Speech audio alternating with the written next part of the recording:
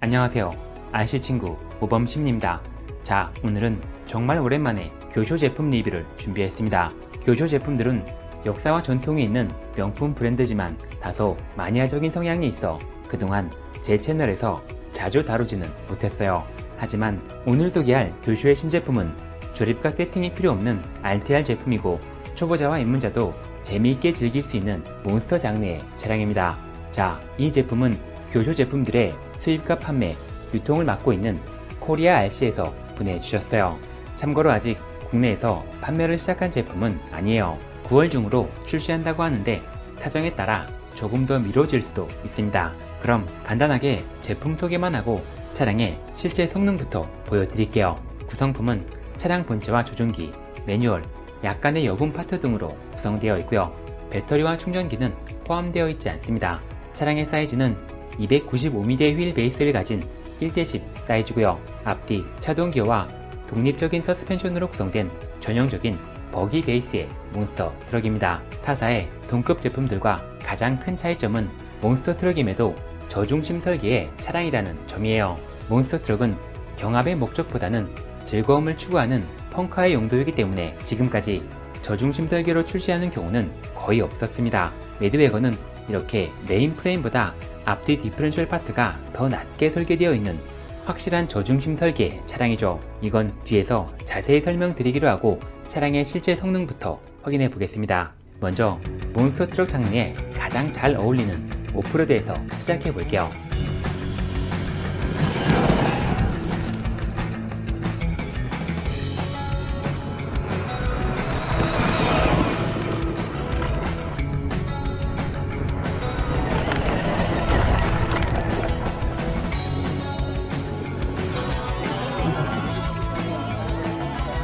자, 몬스터 차량은 이렇게 탁 트인 넓은 오프로드에서 프리스타일로 시원하게 굴릴 때 가장 큰 즐거움을 얻을 수 있는 차량입니다.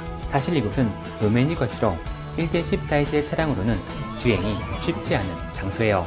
하지만 매드웨건은 앞서 말씀드렸듯 저중심으로 설계되어 있기 때문에 이런 거친 오프로드에서도 어느 정도 안정적인 주행이 가능했습니다. 몬스터 트럭에 가장 잘 어울리는 프리스타일의 오프로드 주행이 목적이라면 매드웨건의 저중심 설계는 분명 큰 장점이라고 할 수 있죠.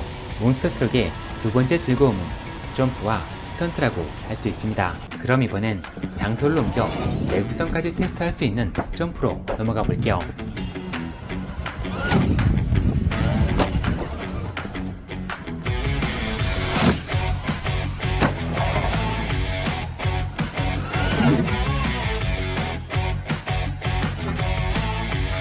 자, 아무래도 저중심 설계의 차량들은 점프나 스턴트로 받는 충격이 일반적인 구조의 차량들보다 조금 더 클 수밖에 없어요. 구동과 관련된 파트가 일반적인 구조의 차량들보다 조금 더 바닥에 위치해 있어 그렇습니다. 사실 점프를 하기 전에 이 구조 때문에 많이 망설였습니다. 극한의 강도까지 테스트하지는 못했지만 일단 이 정도 높이의 점프까지는 무난하게 가능했어요.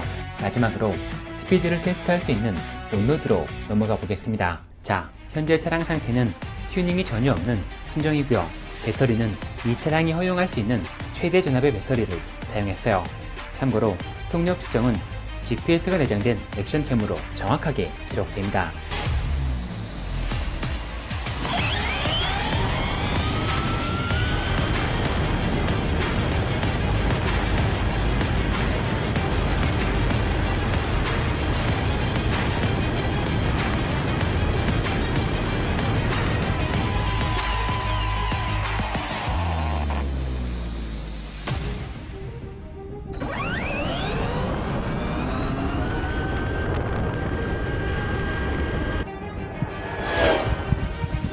제품 박스에 표기된 75kg까지는 아니지만 역시 저중심 설계의 구조 때문인지 몬스터 트럭답지 않게 매우 안정적인 주행이 가능했습니다.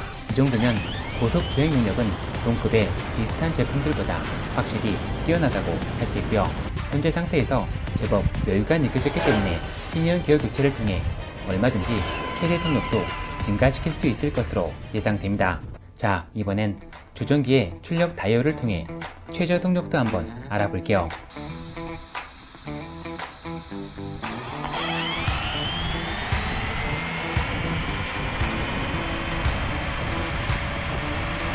3셀 배터리를 사용해 다이얼을 0으로 맞추고 걸리면 18km 정도가 최저 속력이라고 할 수 있고요. 2셀 배터리를 사용한다면 12km 정도가 될 거예요. 이 정도 속력은 초보자나 입문자에게도 부담 없는 속력이니 RC카를 처음 다루는 분들은 최저 속력부터 시작하시기 바랍니다. 마지막으로 몬스터 트럭의 가장 기본적인 스턴트라고 할 수 있는 윌리도 보여드릴게요.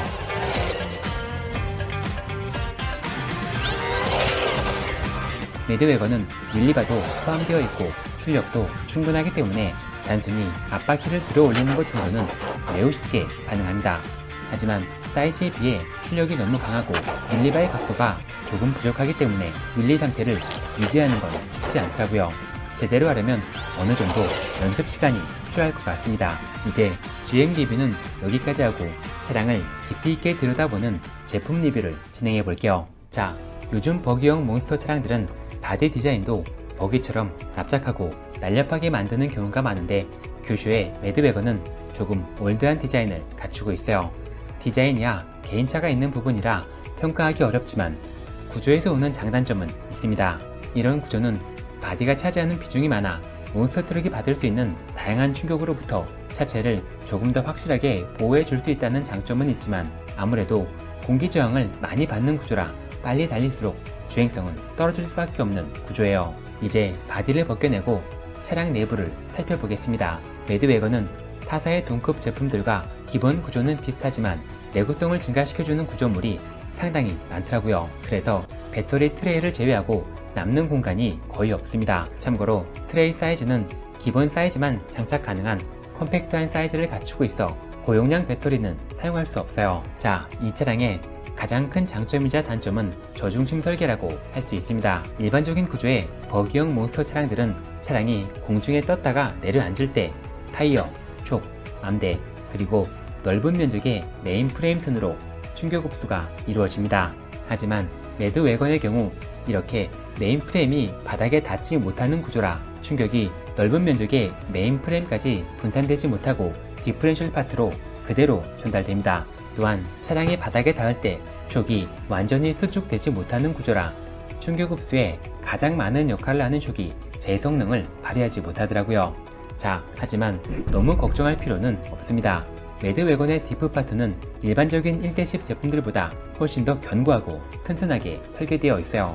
디프 파트를 분해해보고 정말 많이 놀랐습니다. 매드웨건의 디프는 이 차량보다 한 체급 위에 1대8 디프가 장착되어 있어요. 1대10 치고 큰 게 아니라 이건 그냥 1대8에 사용되는 디프예요. 교조에서 전용 파트를 만들지 않고 1대8 버기 트럭에 사용되는 디프를 그대로 사용한 것 같습니다.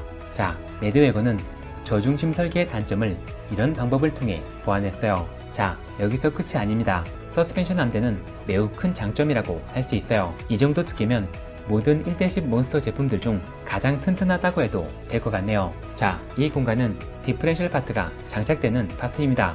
차량의 구조상 튀어나와 있는 부분이라 충격에 다소 취약해질 수 있는 부분인데 차량의 암대만큼이나 두껍고 견고하게 설계되어 있어 웬만해선 견적이 발생할 것 같지 않습니다. 매드웨건은 바닥이 평평하지 않고 볼록 튀어나온 앞뒤 디프 파트가 바닥에 닿는 구조라 충격을 받으면 메인 프레임이 쉽게 휘어지는 구조를 갖추고 있습니다. 타사의 비슷한 제품과 달리 메인 프레임까지 메탈로 구현하긴 했지만 구조의 특성상 휘어짐을 막을 수는 없어요. 매드웨건은 이 문제를 무시무시한 토크바로 해결했습니다.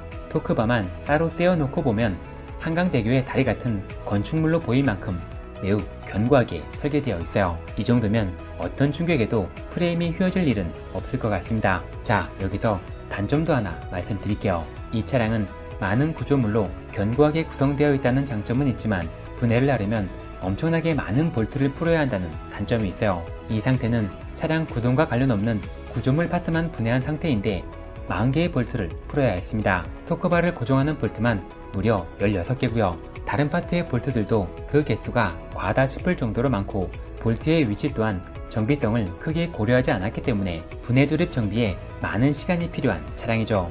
하지만 많은 볼트로 구성된 차량인 만큼 내구성은 타사의 제품들보다 확실히 뛰어나다고 할 수 있습니다. 이제 조금 특이하게 세팅되어 있는 촉을 살펴볼게요.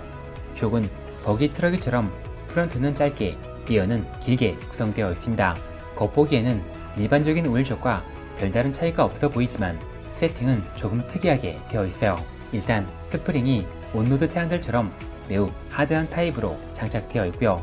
초고일도 스프링 강도에 맞춰 매우 높은 방수로 세팅되어 있어요. 아무래도 앞서 설명드린 저중심 설계 때문에 촉에서 최대한 충격을 흡수해보려고 이렇게 만들어 놓은 것 같습니다. 자, 드라이브 샤프트는 일반적인 갯뼈 구조가 아니라 텔레스코픽 유니버셜 구조로 이루어져 있습니다. 이 구조는 서스펜션의 움직임에 따라 유연한 대처가 가능하기 때문에 지형이 험한 오프로드에서 일반적인 구조보다 조금 더 안정적인 주행이 보장되고요. 샤프트가 빠지거나 휘어질 일이 없다는 매우 큰 장점을 갖춘 구조예요. 물론 단점도 있습니다. 단순한 구조를 가진 갯뼈 구조에 비해 수명이 짧고 보통 플라스틱으로 만들어지기 때문에 발열에 취약하다는 점과 샤프트 쪽으로 비정상적인 충격을 받으면 저 부위의 파손이 자주 발생한다는 점이에요. 그래서 보통 1:8 이상의 차량들부터는 이 방식을 웬만해서 사용하지 않습니다. 1:10 크기를 가진 매드 웨건의 경우 이 방식에서 오는 단점은 아직 체감하지 못했어요. 자, 이제 센터 파트도 확인해 볼게요. 일단 센터 드라이브 샤프트와 드라이브 컵은 1:8 제품들과 비슷한 사이즈로 설계되어 있고요. 센터 디프 대신 스퍼 기어에 클러치 시스템이 적용되어 있습니다. 다만 초기 설정이 클러치를 완전히 풀어놓은 상태라 조절이 조금 필요해 보이더라고요. 터프하고 화끈한 주행을 원한다면 저처럼 클러치를 최대한 조여주시면 됩니다. 매드 웨건의 구동계는 1:10 몬스터 제품들 중 가장 견고하게 설계되어 있고 최대 출력이 3셀이라 이렇게 최대한 타이트하게 조여서 사용해도 사실 별 문제 없습니다. 다만 너무 더운 날씨 때문에 메인 모터의 발열은 조금 생기더라고요. 그럼 차량을 구성하는 전자 파트들도 살펴보겠습니다. 먼저 메인 모터는 볼트당 2850번의 회전수를 가진 브러시리스 모터가 탑재되어 있고요. 피니언 기어는 13T가 장착되어 있습니다. 마운트에 홀이 많아 더 큰 피니언 기어도 얼마든지 사용 가능할 것 같았는데 매뉴얼에는 15T가 최대 사이즈라고 적혀 있었습니다. 15T를 사용하면 박스에 표기된 75kg가 나오지 않을까 예상되네요. 전자 변속기는 하비윙 맥스10 80A 버전이 장착되어 있는데 OEM 제품이긴 하지만 서버 전압 설정과 11가지 기능을 모두 갖춘 정품과 동일한 제품이에요. 저는 다른 설정은 기본값으로 두고 윌리를 하기 위해 스타트 파워만 3으로 변경해 주었습니다.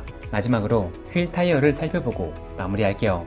사실 1:10 몬스터에 사용되는 휠과 타이어는 품질과 성능에서 많은 차이를 보이지 않습니다. 비슷한 크기에 비슷한 패턴, 비슷한 그립감을 갖추고 있죠.